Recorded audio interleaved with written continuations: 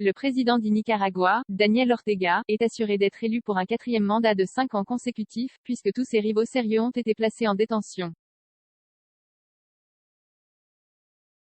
Une farce, un simulacre. Washington et l'Union européenne n'ont pas de mots assez durs pour condamner cette élection à laquelle ils dénient toute légitimité. Les journalistes de plusieurs médias internationaux, dont CNN et le Washington Post, se sont vus interdire l'accès au territoire, et le gouvernement a refusé la présence d'observateurs indépendants.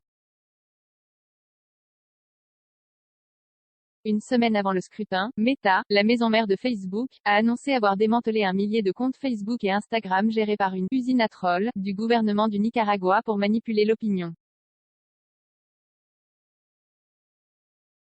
L'opposition décapitée, ses leaders en détention ou en exil. L'opposition a organisé une manifestation d'environ 1 millier de personnes à San José, la capitale du Costa Rica où se sont réfugiés plus de 100 000 Nicaraguayens fuyant la répression. Les opposants n'ont qu'un seul mot d'ordre pour les électeurs: restez à la maison.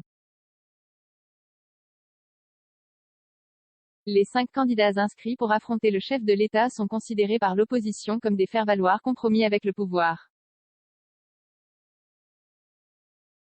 C'est donc le taux d'abstention qui pourra donner une idée de l'adhésion réelle des Nicaraguayens au ticket, formé par Daniel Ortega, 76 ans et son épouse Rosario Murillo, 70 ans, vice-présidente depuis 2017.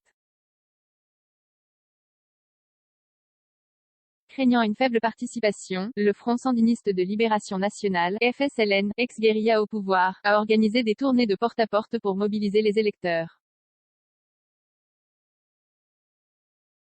La chasse aux opposants 3 ans après la répression qui a fait plus de 300 morts parmi les manifestants qui exigeaient au printemps 2018 la démission de Daniel Ortega, et 6 mois avant le scrutin, la chasse aux opposants fait rage. 39 personnalités politiques, hommes d'affaires, paysans, étudiants et journalistes ont été arrêtés depuis juin. Parmi eux, les 7 candidats potentiels susceptibles de constituer une menace pour le président sortant.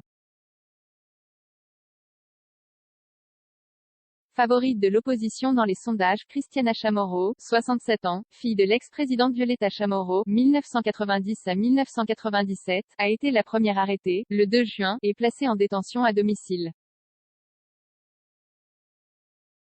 Les opposants sont accusés d'atteinte à la souveraineté nationale, de soutenir les sanctions internationales contre le Nicaragua, de trahison de la patrie, ou de blanchiment d'argent, en vertu de lois votées fin 2020 par le Parlement, acquis à l'exécutif, tout comme le pouvoir judiciaire et le tribunal électoral. Des sanctions adoptées par les États-Unis et l'Union européenne depuis les manifestations du printemps 2018, plus de 100 000 Nicaraguayens ont pris le chemin de l'exil tandis que 150 opposants sont toujours derrière les barreaux. Pour l'analyste nicaraguayenne Elvira Cuadra, exilée, l'isolement du pays affectera les investissements et les financements internationaux, avec des conséquences sociales et une émigration croissante. Outre les nouvelles sanctions adoptées par les États-Unis et l'Union européenne, les relations se sont tendues même avec des alliés historiques comme le Mexique et l'Argentine. Reste Cuba, le Venezuela et la Russie comme soutien du gouvernement de Daniel Ortega et Rosario Murillo.